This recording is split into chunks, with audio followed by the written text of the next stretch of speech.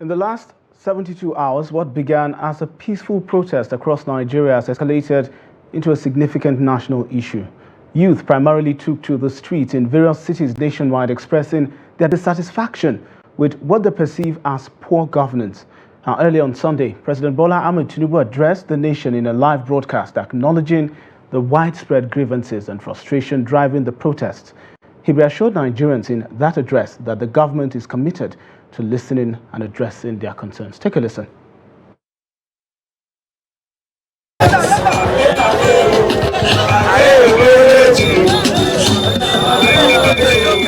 This broadcast had been expected even before the protests began.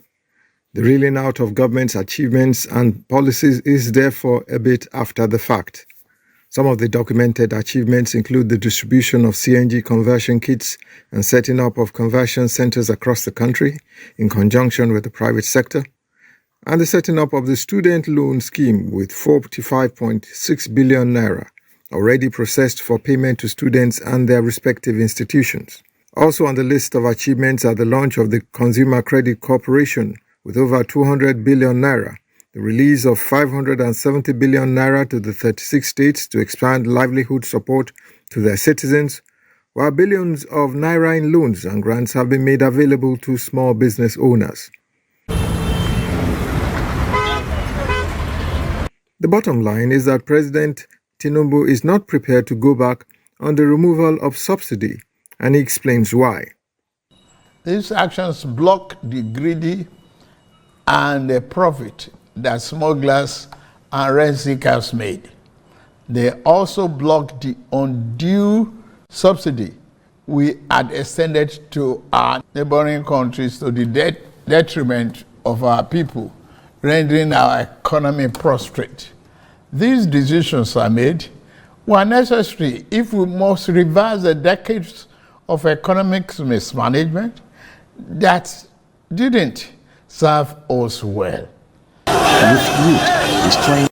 So while the president is appealing for understanding, he's making it quite clear that further bloodshed, violence and destruction will not be tolerated. I commiserate with the families and relations of those who have died in the protests. We must stop further bloodshed, violence and destruction. While talking tough, President Tinubu is insisting that law enforcement agencies must continue to ensure the full protection of lives and properties of innocent citizens in a responsible manner. As the president of this country, I must ensure public order in line with the constitutional oath to protect the lives and property of every citizen. Our government will not stand idly by and allow a few with a clear political agenda to tear this nation apart.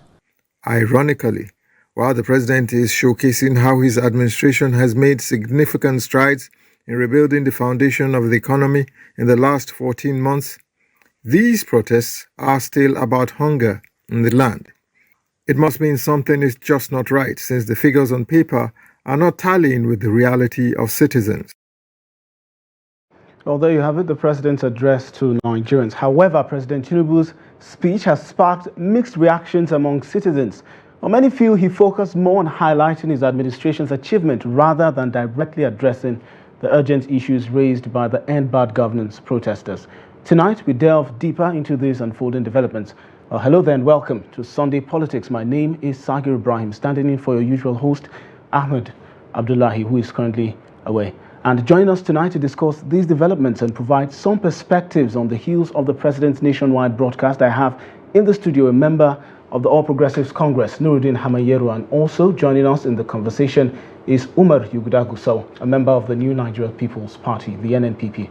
Welcome to the studio, gentlemen. Thank you for having us. Yes, indeed. Perhaps, Nurudeen, I should ask from you, what do you make of the president's address today?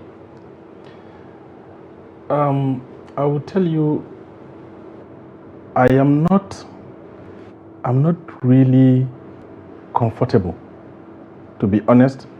First of all, I'm a Nigerian before being an APC member. And first of all, there has to be Nigeria before I will have affiliation to anything called party.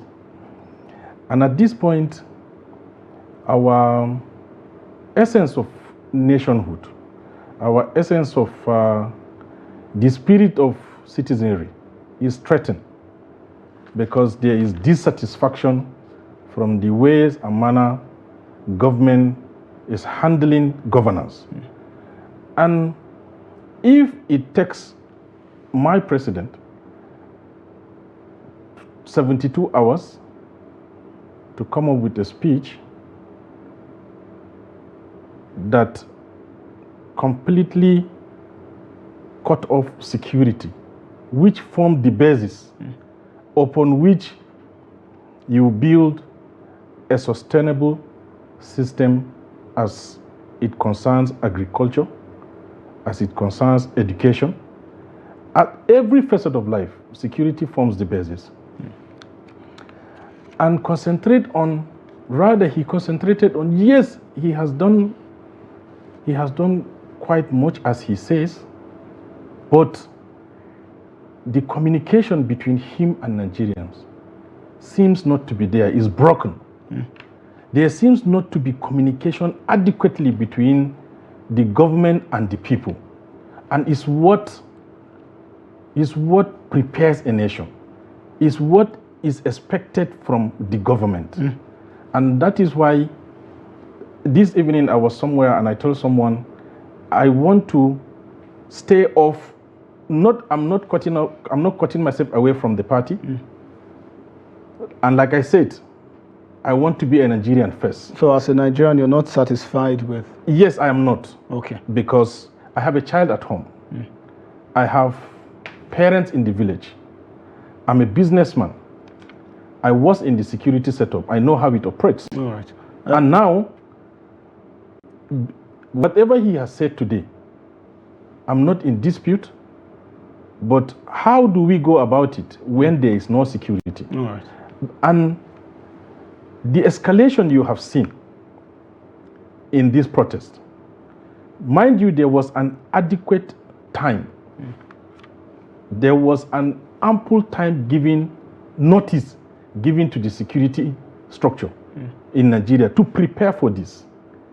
And in preparation, you should have concentrated on areas that are red zones. Okay.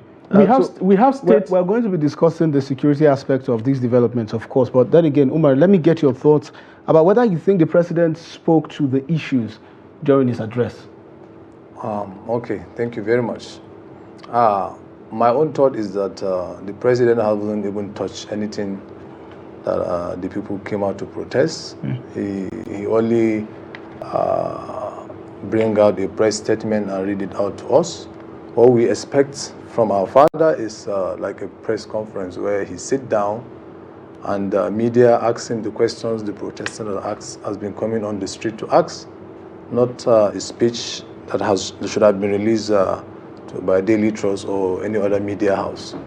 I believe Nigerians are yearning for one thing and one thing only, is the fuel subsidy removal. And the fact that he didn't bring it back is... And the fact that he didn't bring it back is something that shows that he's not touched with the reality of the people. It's either he's misinformed of the current situation in Nigeria, or he sees something that we are not seeing yet. But we are saying as his children that these things are out of hand. We don't think people can take it anymore, especially when you talk about what surviving, what somebody needs to eat to survive. It has never been this bad in Nigeria. And we just wish that there's something that should have considered. Maybe people were thinking, okay, subsidy is over, it's not going to come back.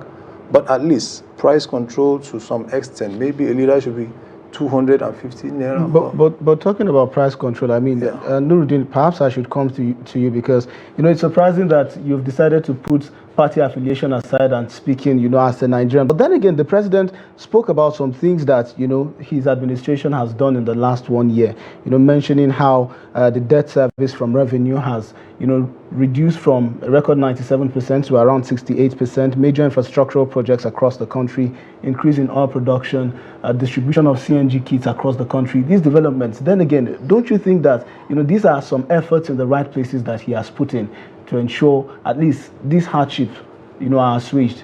Yeah, mind you, all these things the president mentioned is tied down to his vision.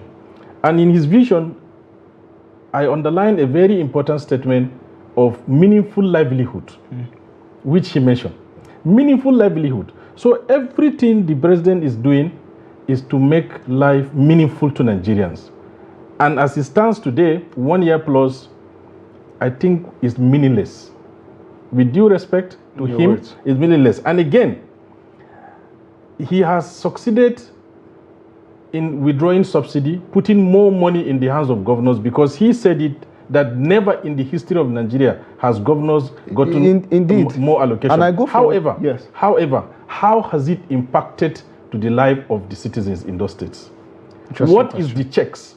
What are we giving them money to end up governors becoming more reckless than ever? Because I have not seen one state, I'm being hyperbolical, maybe there is, I don't know, but within my own analysis, I have not seen one state today in Nigeria that can prove or justify the additional allocation, by the Mr. President. No state on record, I've read it on papers, I've seen it on the news, no state receives less than 45% plus addition.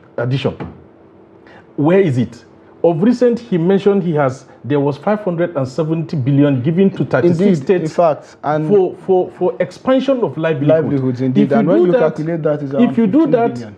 If you do that, let's go with an even sharing. Every state gets not less than 15 billion naira. Indeed. What has the state governors done to ameliorate what if the we suffering? Captured the 44,400 bags of rice that were distributed, the 60 trucks of rice, of fertilizer also? There was denial to that. Some of the governors said they did not see it. Particularly, I'm from the northern Nigeria, and the chairman of the Northern Governors Forum said he has not seen it. If the chairman, I was here with you the last time, the governor said he has. So if the chairman of the Northern Governors Forum will utter on the national TV that he has not seen the grains as apportioned by the president, who else will say he has seen Okay, it? let me come to Umar now. Umar, you're from Zamfara State and a member of the opposition in that state. Would you allude to some of these things that, Nurudeen has mentioned right now? I mean, Zamfara, not much was heard from Zamfara during, all of the protests. I know it's still on, but still not much has been heard in terms of development. But then again, we know that, it's an open secret, the security situation in the state.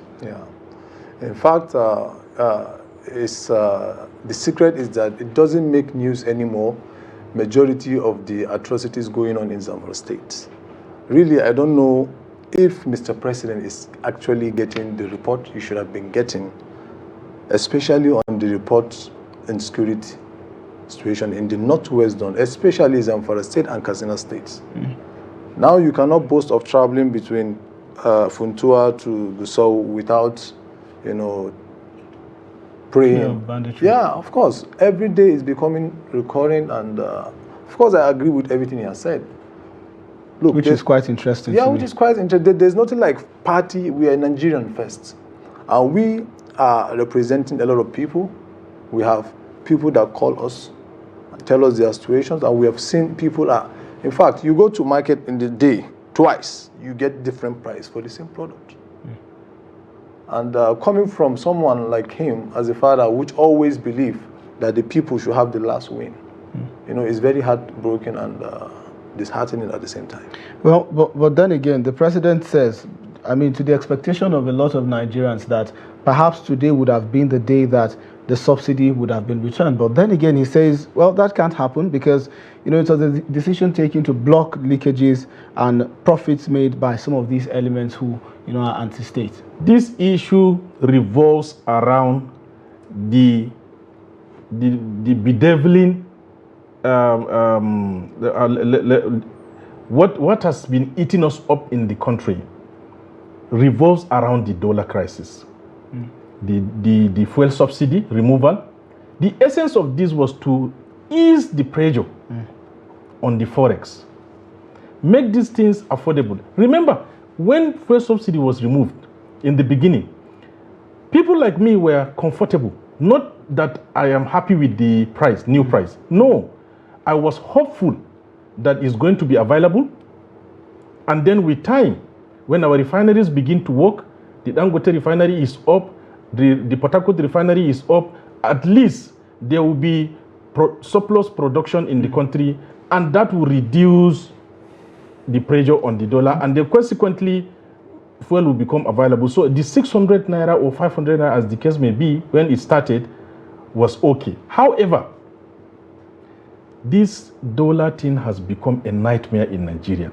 My brother, I was telling some individuals who cared to listen to me, until the president, I expected the same way he came up with institutions around the youth empowerment, like the Nigerian Youth Initiative, was it the CY? About 3 different institutions he introduced. Yes, I expected the president to have also introduced an agency or institution that will manage, because CBN seems to have failed Nigeria and Nigerians about the management of forex. So if he can come up with an agency or institution that will manage forex, criminalize the domestic use of this currency, hard currency in Nigeria, because what do you need dollar or pounds or euro as a Nigerian in Nigeria? You buy dollar in the BDCs, you go and keep it at home, waiting for it to appreciate the next day you sell so that you make money. That is the highest state of disservice to your country. We don't need that. If the president can come up with solutions, I really want it to be criminalized and let it cut across everybody, whether you are serving, whether you are in the executive or the legislative arm. It should not, so long as you are caught with dollar that you don't need in Nigeria, your judgment should be expressed and you should be thrown to prison, because you are killing Nigeria. Because now you see governors mopping up dollar at the end of the month in Nigeria. You see people putting naira in their bags, looking for dollar to buy because they feel the naira is not worthy of being kept. And this is a problem until we can address this. Honestly speaking, I'm telling you, we are going to go into more troubles in Nigeria, because we don't need dollar. Okay. We have dollarized our country. We are in this country, but institutions receive school fees in dollar. Okay.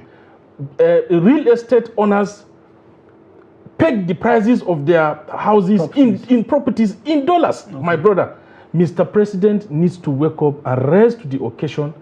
These are one of the few things he will do to address this problem. And mind you, the dollar thing affected the price of food in the market. This skyrocketing you are seeing today. Commodities. Yes, right. other commodities. Let me go to Umar now. Umar, in all of this, one would expect then that some form of reaction from Nigerians. Now, these Nigerians have been on the streets, in the last 3 days, voicing out their grievances and their frustrations.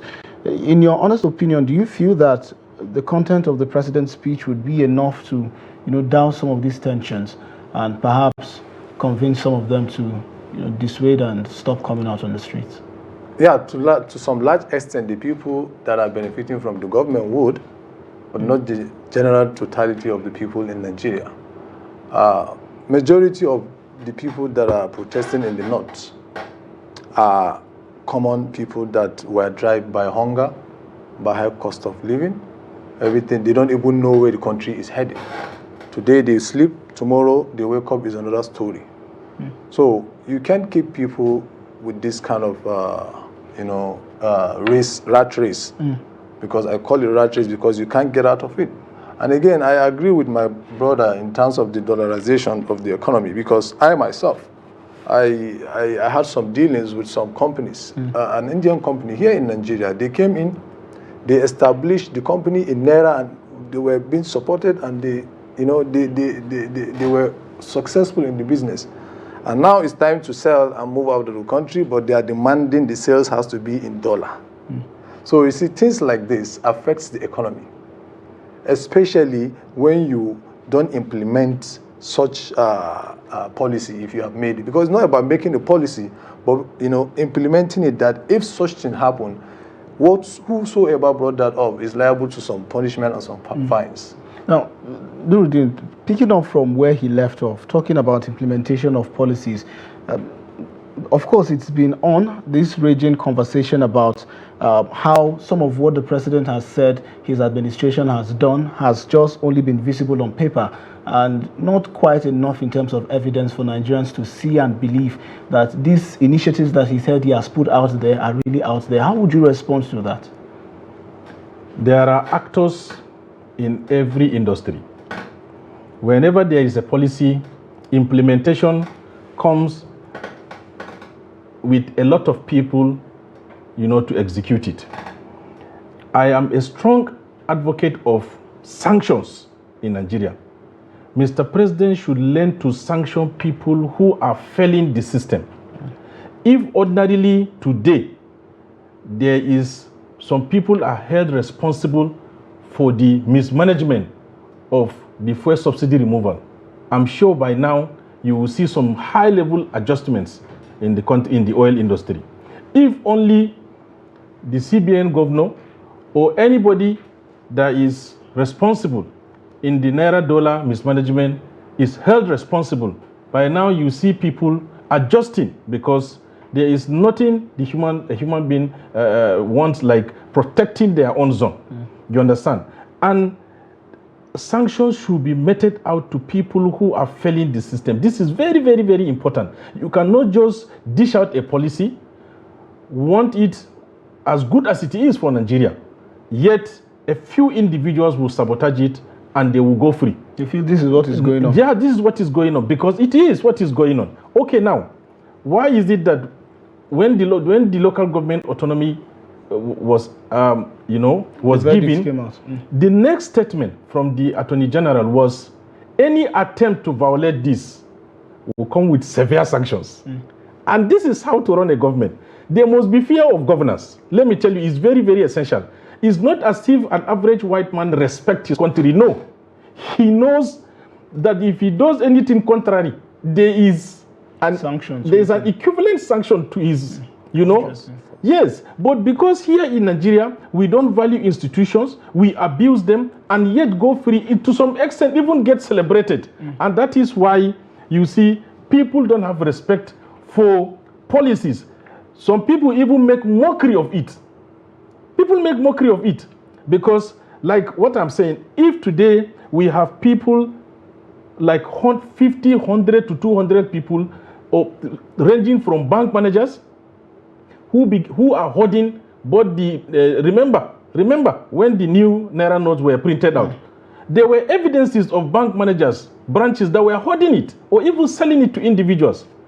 And when the MFLA led CBN reversed the dollar issue and began to give it to commercial banks, he only ended up introducing another third party to the arrangement, because bank managers started transacting with the BDC owners instead of the direct beneficiaries, just to ease the pressure, but rather they increase on it. Now, back to this conversation, I want to ask one question, perhaps for the both of you, but starting with Umar first, talking about the participation of governors, in all of these, and how, to some extent, they've not been receiving any of the heat, despite, the fact that Nurudeen said some of them in fact, all of them play a huge role to the development of citizens, because it is in their states that they reside. Yeah, you see, I think with all due respect, let's do justice also to Mr. President himself. Being a member of the APC and a member of the previous government, that is why we don't really give him that much excuse, because he is part of the previous government and now he's leading this. So, of course, now governors get more cash than ever. And we expect people to actually come out and say this, because yes, if the governor is getting more now, what is he doing with it?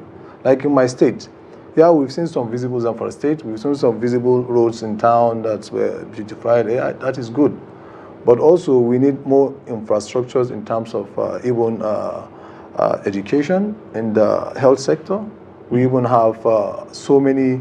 We don't have a platform now in Zamfara state where people can showcase their talent, young men can come and show what they have for the state. We don't have a platform where people that are talented in different sports get to actually have a future somewhere, you know. Things like this engage the youths in the state, but you don't see governors doing that. Like in my state now, we have an airport that has been, contract has been given for over how many different governors, and now this one is giving it for $68 billion naira, 68 billion naira. In my opinion, Allegedly. Allegedly. But in my opinion, we don't need that now, because I can't fly from Abuja to Gusau because I don't know what's going to happen to me. Let me get to Nurudeen now. Nurudeen, I want your perspective, especially on this development. Governors receiving more money, expectedly local governments will also be receiving more money, but then again, it's seeming like Nigerians are so focused, you know, at the center. I don't know if you have seen the new blueprint of the Attorney General, the revised 5 pillars of national anti-corruption strategy. I don't know if you have seen it. I've not seen the document. There is very important, there is ethical reorientation. There is sanctions and enforcement. There is about 5 of them. Now, there is recovery of looted assets. Yes. What we need to, that is why I said, Mr. President, parties, now this time around, not just the APC, let all the parties in Nigeria, let's collapse this issue of partisanship. Let's concentrate on citizenship and patriotism. How do we drive that? I'm coming. Okay. Now, it means we should be genuine citizens of Nigeria. That means senators from all parties, members House of Reps, governors, down to members House of Assembly. In the case where there were elections recently, even councillors should go back and talk to their people about governance. It's very, very important. Mr. President, yes, there is so much concentration at the center. Even though the people who polished our constitution in the Second Republic, I read something about what Professor Ben Wabuze late, the extraordinary guy from, I think, Enugu, Anambra. He's late. He said, if I have my way, I would have reversed it, because we were deceived to have apportioned more attention to the center. And it's simply because after the First Republic, there were cries of unity. And we felt if everything goes to the center, that would define the unity. However, in an attempt to achieve that, we created disunity the more. Now, if everybody in the political space will go back and reorient their people, let's talk to them about governance. We should, as much as we want to hold Mr. President accountable for the bad things or for the bad government we are seeing, governors contribute largely to it, not him, because they are closer to the people. Senators and members House of Representatives who are legislators should also be held accountable. Now, tell me, how many senators have you seen go back to their senatorial district or constituencies in states talking to their people about what government has done and what should be expected within what time frame? How many? Why isn't that the norm? No, I'm telling you, because we have abused democracy. We have made democracy a cash cow. An issue where you just come, you do what you want to do, you buy it with your money, at the end it becomes a thing for you and you just make money out of it. And until there is this reorientation and people begin to understand what governance is, what is expected of them and what they are expecting from it, nothing will change. And I expect Mr. President, who is a child of democracy, he is somebody who fought to the emergence of democracy. Remember, I saw in the June 12th conference, when a senator, a retired senator was telling him, you are the father of protest. You are the father of protest, and hence you people who are today in the cells because they participated in the NSAS, grant them freedom. I saw when Dr. Fayemi, former governor of Ekiti State, was saying how actively and efficiently he played a role for democracy in Nigeria. So nobody, very few will expect that with his presence at the helm of affairs, with his knowledge of democracy, with his strategy, and some of us call him a tactician, that Nigeria will be fumbling after a year in his stewardship. All right. However, All right. we want more communication, and we are calling on citizens to hold governors accountable for things that are happening in the state. Because if, for example, expansion of livelihood, and I'm a governor in Taraba State because I'm from Adamawa State, and I'm giving 15 billion naira, at this moment, what is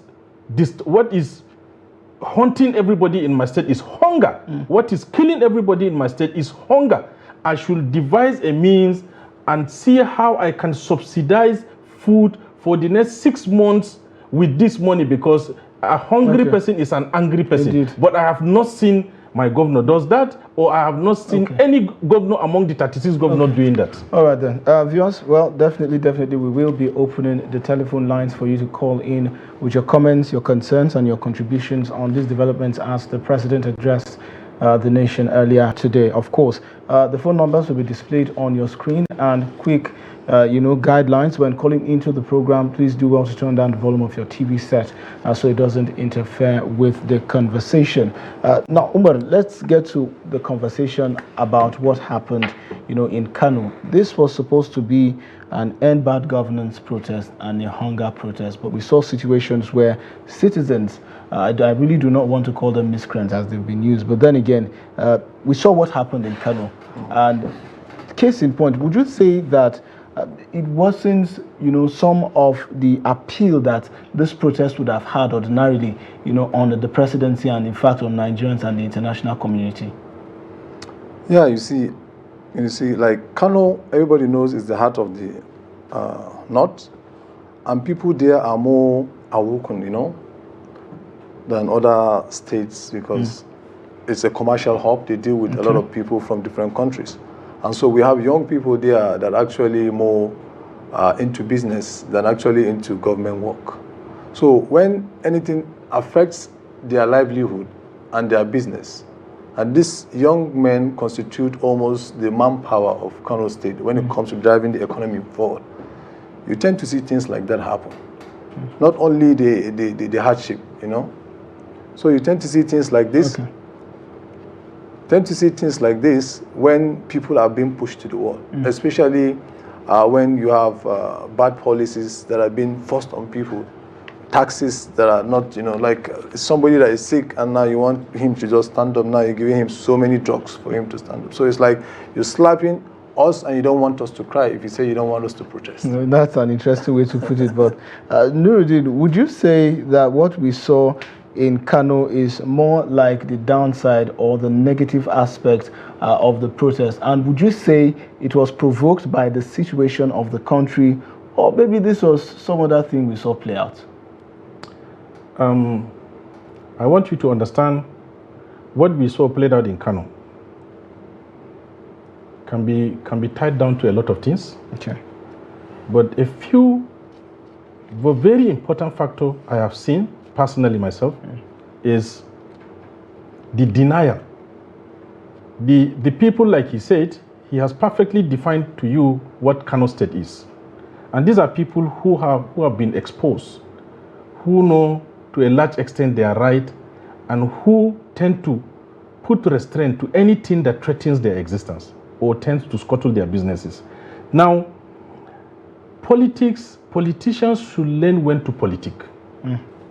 What happens in Kano State, without mentioning names, were just mere politics that led to violence.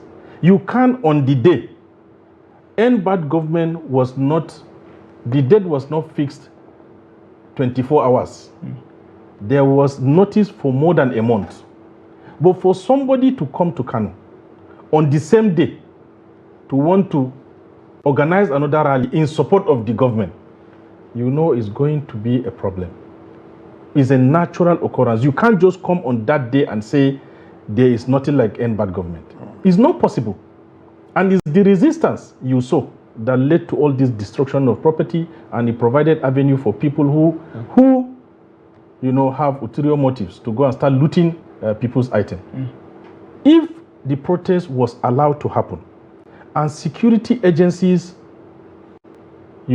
maximum security was given to the protest, by now, maybe It was reported date, and businesses wouldn't have been destroyed. But because we allow politicians, and this has been the case, and mind you, my brother, protests all over the world escalate. And one thing leads to the other. Escalation is unavoidable. But management, that's why I said the security should learn to prevail, and live up to expectation when they are needed. Because you can't just say, because there is an communication. Let's hold your thoughts. Okay. We have a caller now. Good evening and welcome to the program. What's your name and where are you calling from? Hello. My name is Adamu Al-Hassan. Calling from where, Adamu? I'm calling from Bida, Niger State. All right, Adamu, go ahead with your contributions. What's your take on the president's address? My little contribution is the Mr. President has no plans for the citizens. Why would you say that? Why I say that is that if assumed he has plans for Nigerians, he should have listened to Nigerians instead of saying another thing, bringing on issues he has achieved. Okay, what are some of the things you would have expected to see the president release to Nigerians? I was expecting him to have called on organizers of the protest so that they would discuss on the subsidy return. Okay. All right then. Hello? Thank you. I'm listening, Adamu. Go on. Okay, that's all I have for now. Thank you very much, Adamu. Adamu called all the way from Bida, Niger State. So similar call. He expected the president to have called organizers of the protest to the table to renegotiate the return of subsidy. What do you say to that? We all want to see who the organizers are, because NSAS protest is a hashtag. It's been trending under a hashtag. And there's no one person. Everybody has his reason for coming into this protest. And majority of this reason is the hardship and the hunger. But this is the one thing, Nurudeen, that the Nigerians are so clamoring for that the president says they cannot have. Do you feel it creates sort of a disjointed relationship between the people and their president, especially at a moment when the one thing that they require from him, they cannot have? Are you talking about the subsidy removal? Of course. Yes, and that is why I said there has to be an intensive, I will call it education. We need to educate our people. Subsidy removal, is it good? Yes and no. Yes, you must provide measures. You must give it a time frame. You must monitor the implementation and see what are the feedbacks. Okay, I'm removing subsidy for the next 1 year. And these are the measures I have provided to cushion the effect of the subsidy removal.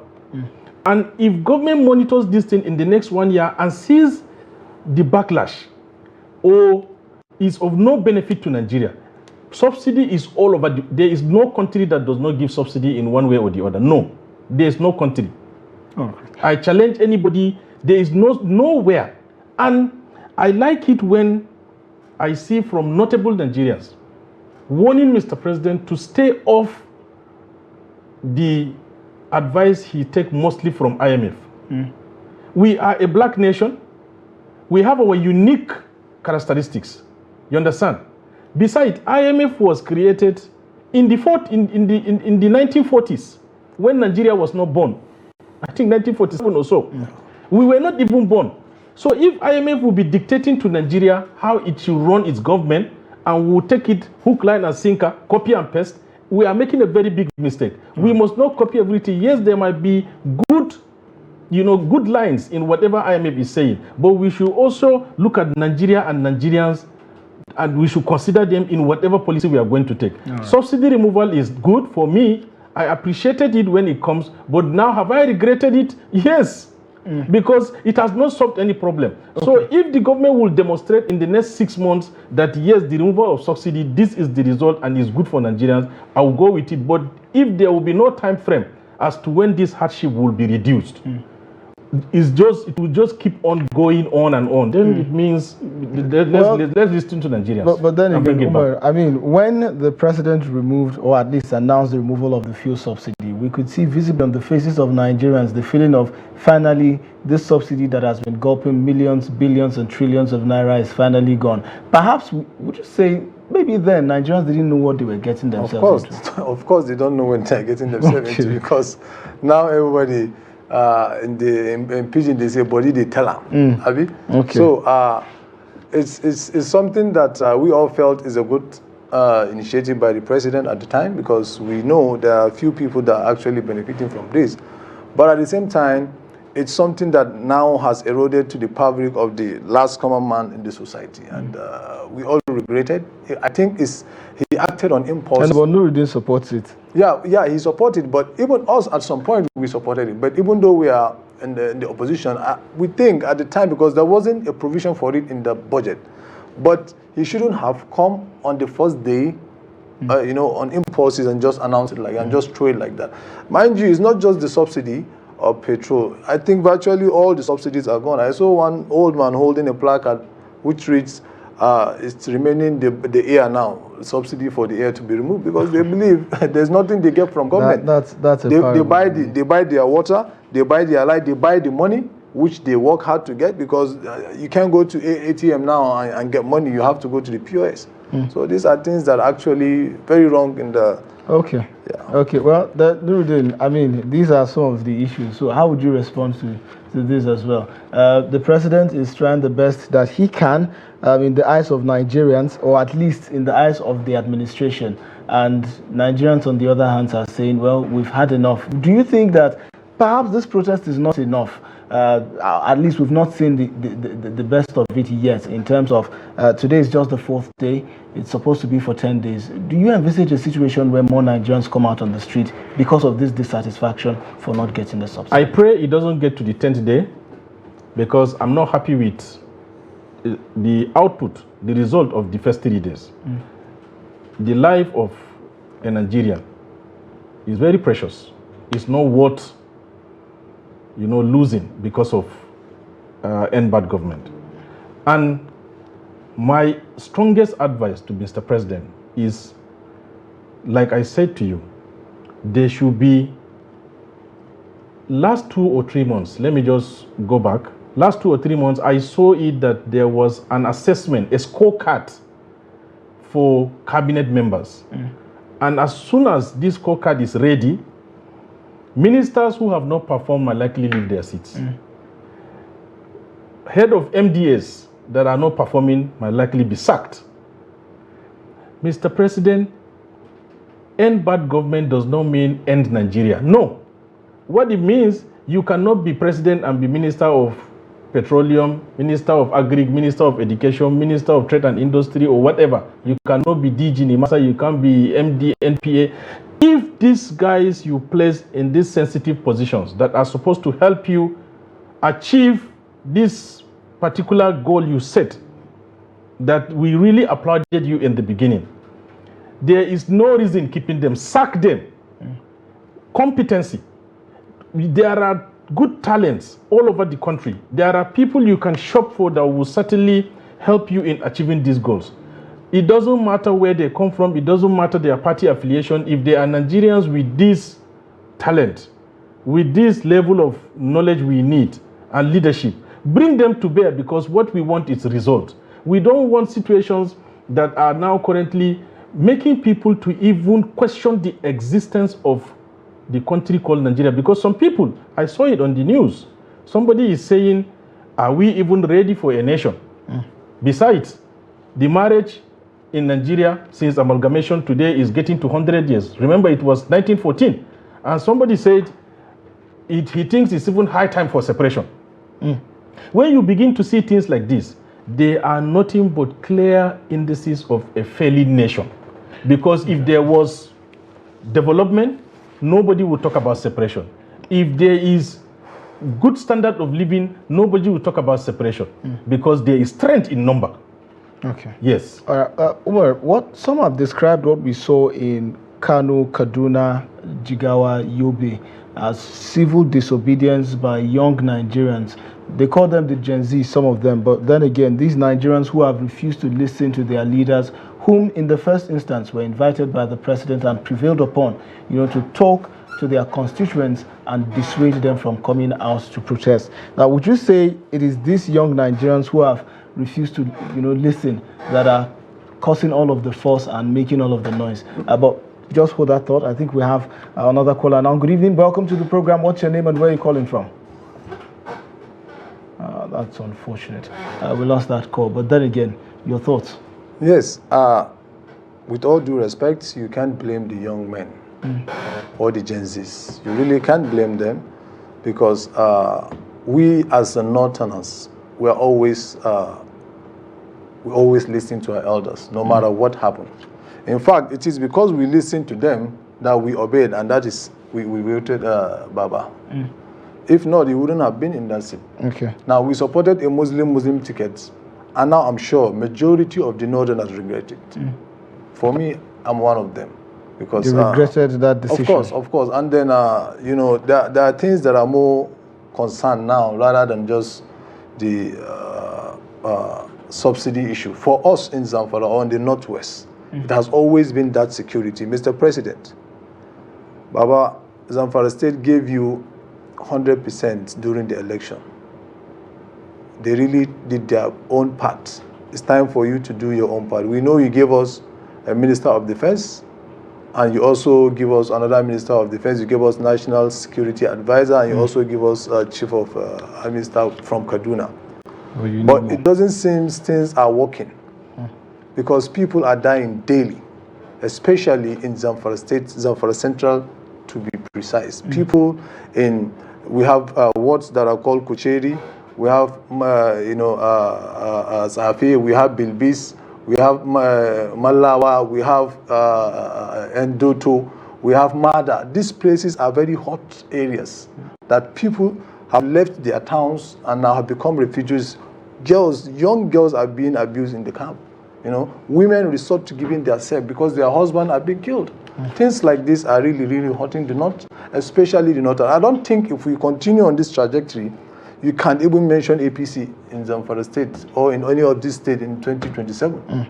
But then again, Nurudeen, I mean, despite all of this that Umar has mentioned, I need your comments on this issue of young Nigerians remaining on the street despite calls by their leaders to go back home. You know, there's a certain extent you can control. And the Gen Z, as we call them, also have their expectations from the society. Once you neglect, you don't expect to just come middle of the night and start saying, these are instructions, take it. Because when they needed you, you were not there.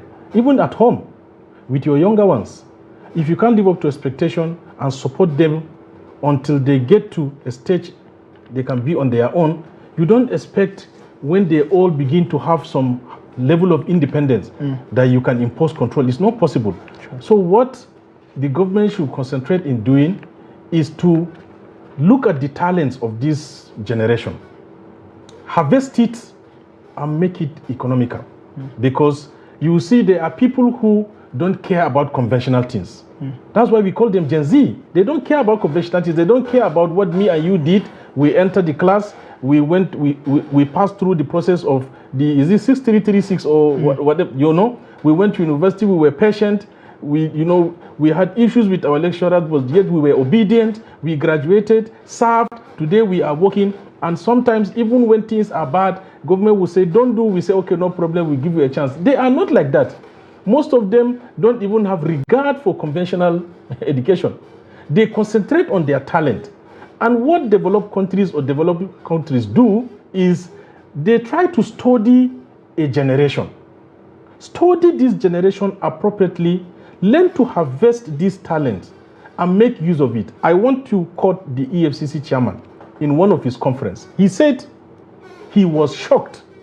A Yahoo boy that was caught in Lagos was able to, with his phone number, was able to bring out his account, all his account numbers with the value of, with the money in the account.